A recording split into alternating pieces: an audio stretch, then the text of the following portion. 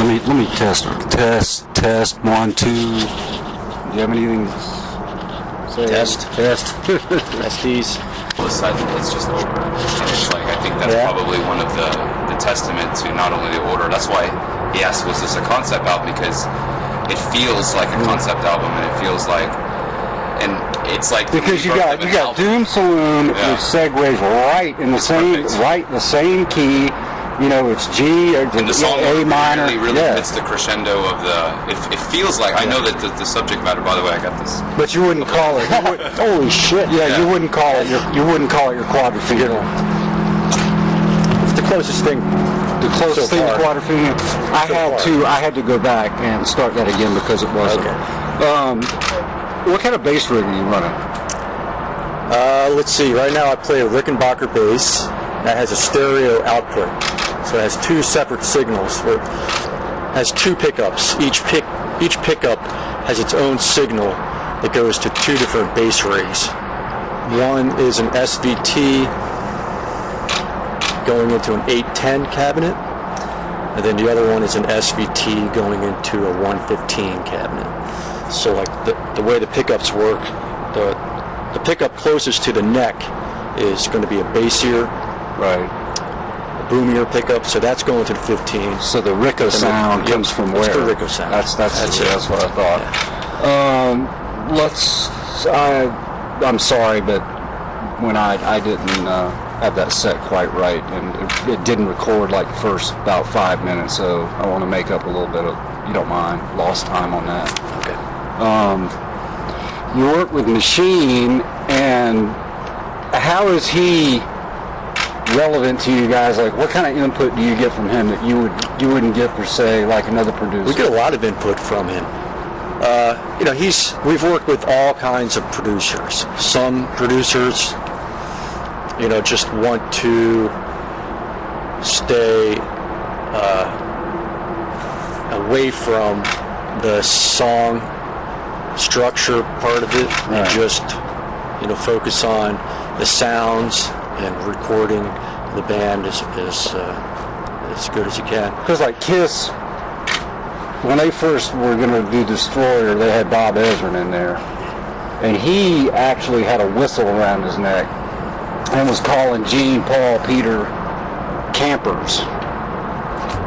And he's like, all right, camp time, everybody get over here, and he would blow a whistle, which is kind of odd. And he was doing massive amounts of coke. That's beside the point. But is there anything about Machines recording with you that's a little out of the ordinary? Everything. He has a very unique way of working with bands. He's very hands-on, or likes to be hands-on, in what is called the pre-production. And that's when we have a song and we play it for him, and you know, he'll make notes as to, you know, well, you know, maybe you don't want to play the chorus right away, you know, maybe you want to hold off and maybe come up with some kind of a bridge instead of going straight to the chorus, and then, you know, save that part for later. Give me an notes example like that. For a sound like he's flip-flopped, like something that may have started off as one thing ended up like maybe a patchwork of 2 different ideas. Well, the song on Psychic Warfare that would fall into that category would be probably Your Love is Incarceration. Yeah, I think he had you know, some strong ideas about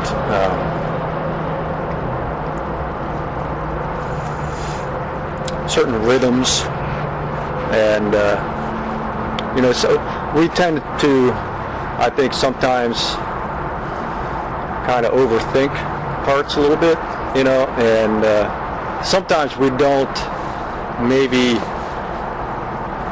give, you know, certain parts enough focus or enough power, enough or credit, to be honest. You know, like we'll write a part and think it's too simple and just, you know, immediately want to ditch it.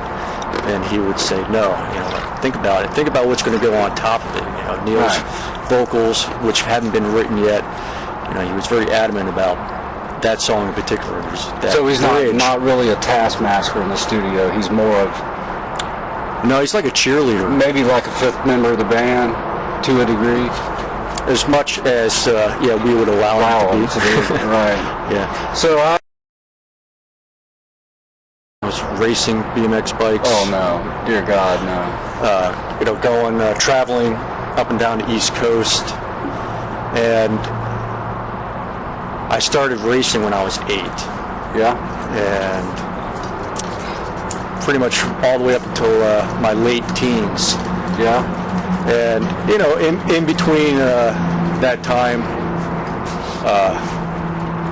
I definitely had a skating phase.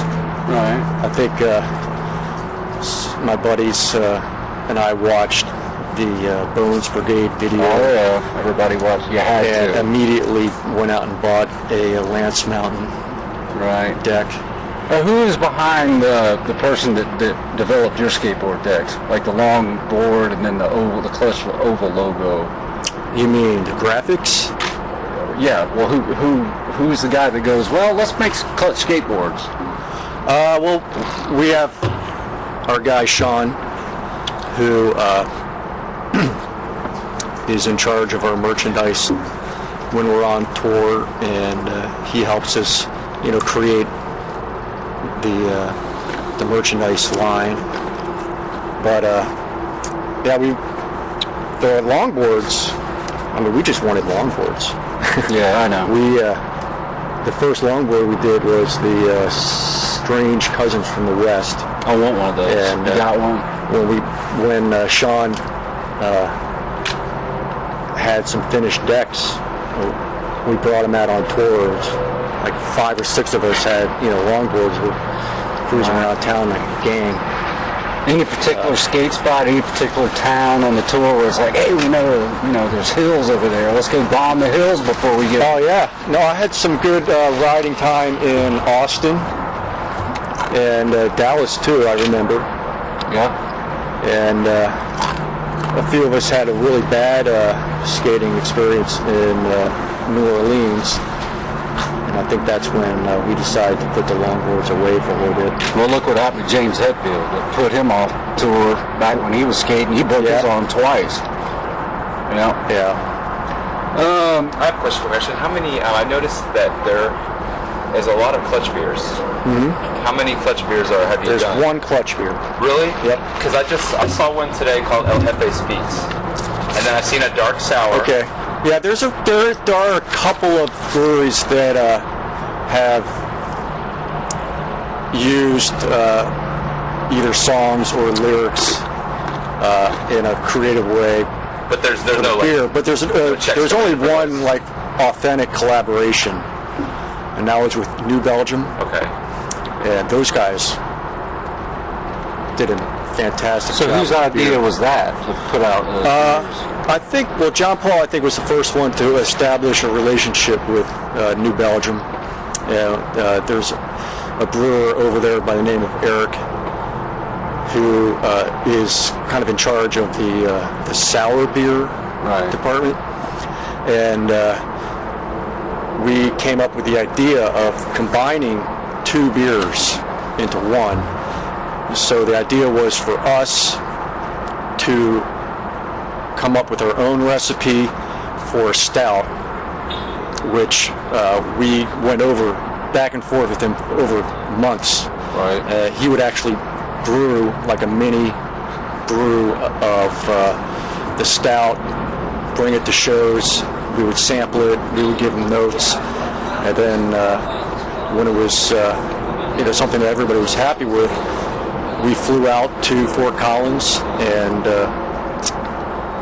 did the real deal of adding the malt into the barrels and the sugar and the hops.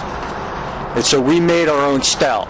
Right. And then they came up with this percentage of, I think it was maybe 85% stout, and the rest was one of their sours.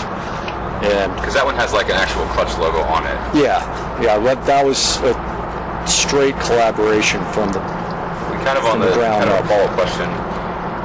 What do you do to stay active when you're on the road? I'm sure it's pretty easy to be fairly self-destructive. Yeah, it is. I used to bring a bike. Yeah, I used to bring a bike out on Florida, and you know, skateboards in and out. But you know, eventually, yeah, like you said, there's going to be a time where I'm going to bite it, and you know, I can't.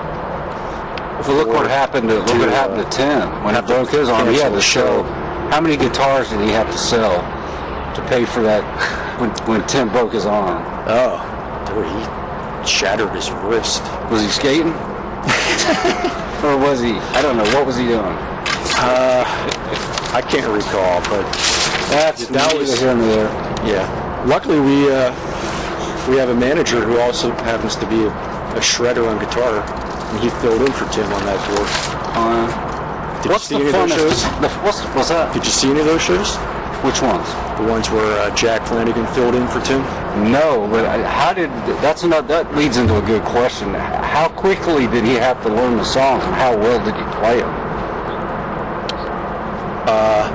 He came to Frederick to jam with us the day before we were to leave for tour.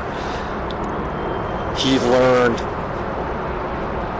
12 songs, I think it was.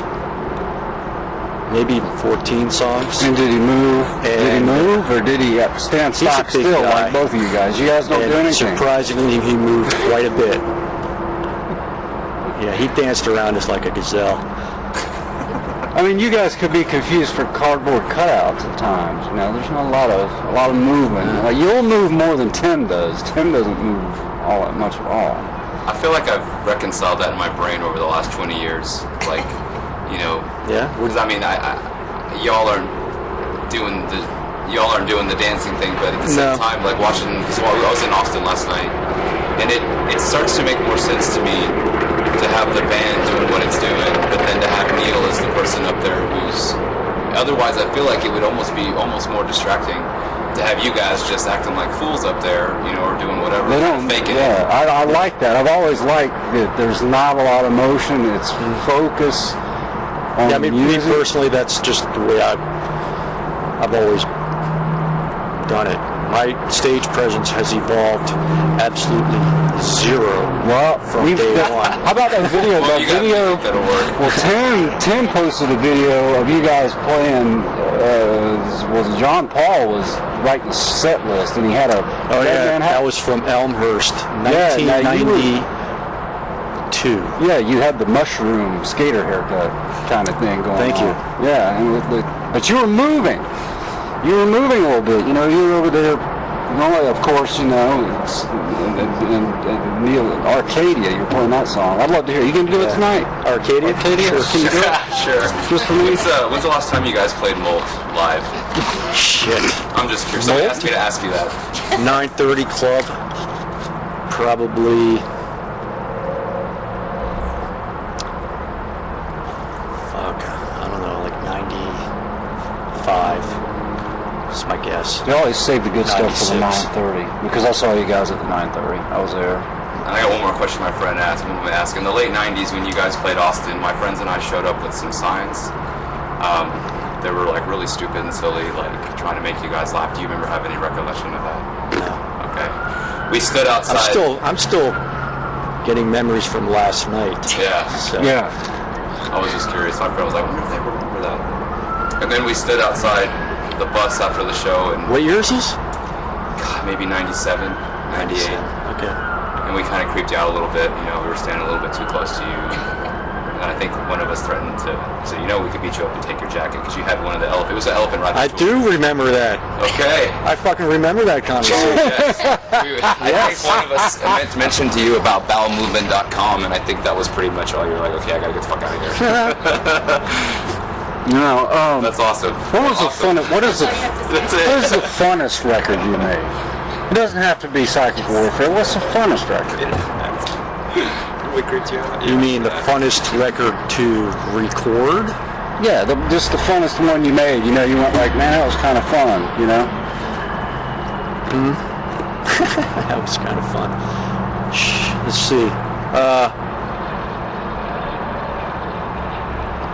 Elephant Riders was a lot of fun to make. Why was it fun?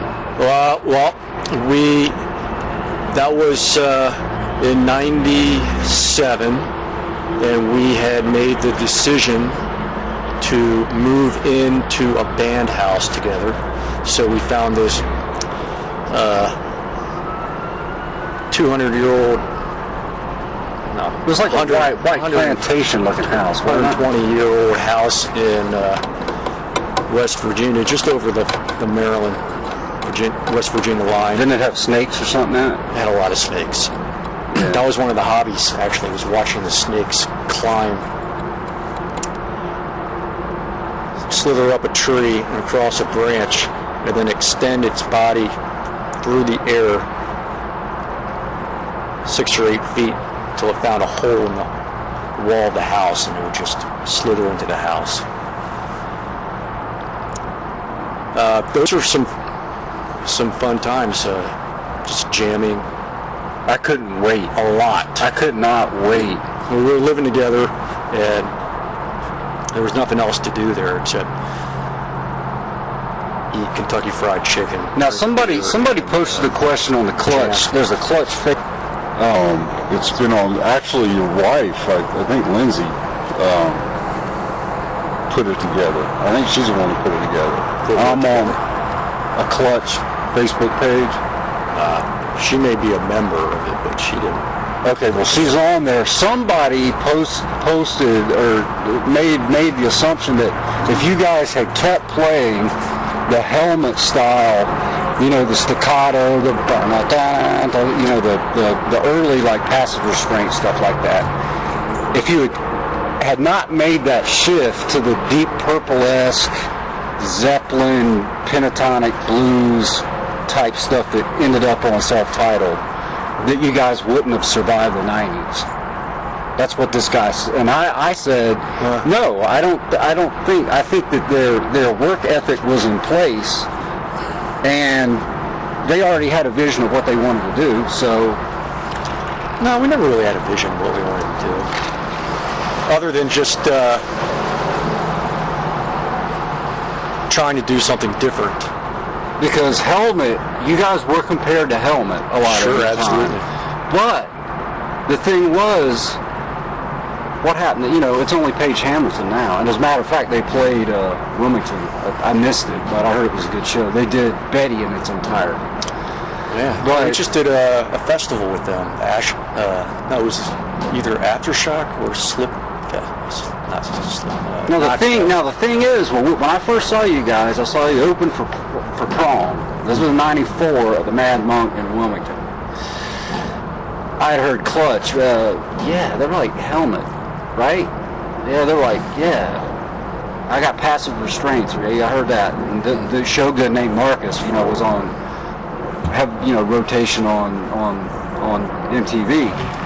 But what I heard when you guys came out was none of that. It was of course it was Big News 1 you started with. Mm-hmm. And I'm like, this sounds like Sabbath, or this sounds like Deep Purple. This sounds like, this does not sound at all like Helmet. What the hell is going on here? So then I had to go back and listen, and then I posed that question to Neil, I think one time when you guys were playing the House of Blues. I snuck backstage. I used to do that. But I was still writing. And he said there was just a lot of jamming going on. Neil said he was learning to play the instrument better. Mm-hmm. You know, anybody can learn pentatonic scales. It's 5 notes. And you can do a lot with it. Look what Zeppelin did. Look what you guys did. And that leads to another question. When are you going to break out of pentatonic-based blues, funk-type riffs and do something modal? When are you going to start doing jazz, man? Yeah, maybe modal. We'll go modal tonight. Were you all aware of... Which is good. I bought Self-Titled in the day it came out, and of course I was in love with Transnational. Yeah. Were you all aware of the drastic change in the sound that you guys were doing? Was it something you guys were nervous about? Was it something that you weren't sure how... Because you were kind of... It seems like you were drawing from more of the metal crowd, Whereas that was like where you actually started to. And that leads Well, to we never consider ourselves a metal band. Right. We were just playing shows whenever the opportunity presented itself. You know, when we first started out in '91, we could only get shows with other hardcore bands. And it wasn't like we were striving to be a hardcore band. It was just that was the scene that It's just where the people came to the shows. allowed us to. So back to that question. Play shows with them, and then then we started. We went on tour with Four Walls Falling across the U.S. Met some really cool people. Igor from Sepultura being one of them, and then we ended up doing a tour with those guys, and that helped us immensely. You know, I don't think anybody who saw us even then opening up for Sepultura would consider us a metal band, and I don't think we were really trying to be anything specific. Yeah. Do you disagree, though, that with that person that on the message board that said that you guys wouldn't have made it? If you had continued with the helmetish, is that a helmet-ish type style, instead of going into like the Zeppelin, Deep Purple type stuff? I think we would have gotten bored and probably, that's the whole reason why we try new things is because we get bored. Yeah, but to say you're not going to survive, I don't know. That's an impossible question. Have you ever decided, I'm close to where I don't want to do this anymore? No. No. Would you think the gap between the difference in the sound and between self-titled and for me, transnational? personally speaking, for me, the difference in sound and in song writing between those two albums is just because I was getting better at playing my instrument. I mean, That's what Neil said. Yeah, when I started jamming with these guys, I had just started playing guitar, and I was not a good guitar player, and the idea of playing bass never crossed my mind until these guys asked if I wanted to play bass with it. It wasn't even these guys. It was Neil, John Paul, and a couple other friends of ours. And so I was like, sure, I'll play bass. Never picked up a bass before. I didn't have a bass. Because I guess your bass lines were probably mirroring the guitar parts. Yeah, for a lot of the early stuff, yeah, for sure. Just follow Tim, And then, we went on tour multiple times, playing every night, and I just, built up my skill level slowly and my confidence level, and then, and I think that we all kind of felt that way, and when it came time to start writing for the self-titled album, yeah, I think we were in a different frame of mind altogether. You told me one time that your favorite band was the Grateful Dead.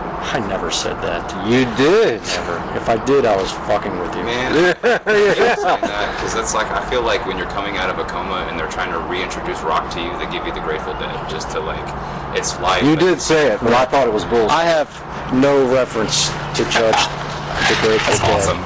Somebody else is Let's see. I got to roll, so do you need to wrap it up? Or? Okay, I'm going to wrap it up here. I don't want to keep going too long. Do you think you guys have reached a level of formula, kind of like AC/DC, where you really, if it ain't broke, don't fix it? Let's just do what we do and not... I think, yeah, in a lot of ways overall. I mean, just the way we kind of established a schedule for ourselves as far as touring goes. We've kind of got it down to a system of, going on the road for a month, coming home for 3 weeks, going back out for a month, and that allows us to do a lot of touring, as opposed to trying to go out for 2 or 3 months at a time, and really just kind of killing ourselves. Right. I think that we've got the label side of it kind of in a state where it's it's functioning Right. On a day-to-day basis. I'm happy for you guys. Thanks. One more question. JP told me one time, I had talked to him, he said that I asked him what he thought the key to longevity of the band was. It was something along the lines of that. But he said that he felt blessed that he plays with Dan and Tim. I think we all feel that way. Yeah. Absolutely. I mean, it's... Do you ever get into arguments on the road? Sure, absolutely. Like pissed off, like fuck you kind of shit? Every band has its, trials, and but you guys have been together for so long with the same members, and now now it's starting to happen. Yeah, I mean, the longer that I've been in this band, the more I realize, how unique and special. Yeah, it is awesome. to have the same 4 guys in the band and to be able to go on the road for as long as we do and continue working and most importantly having fun doing it.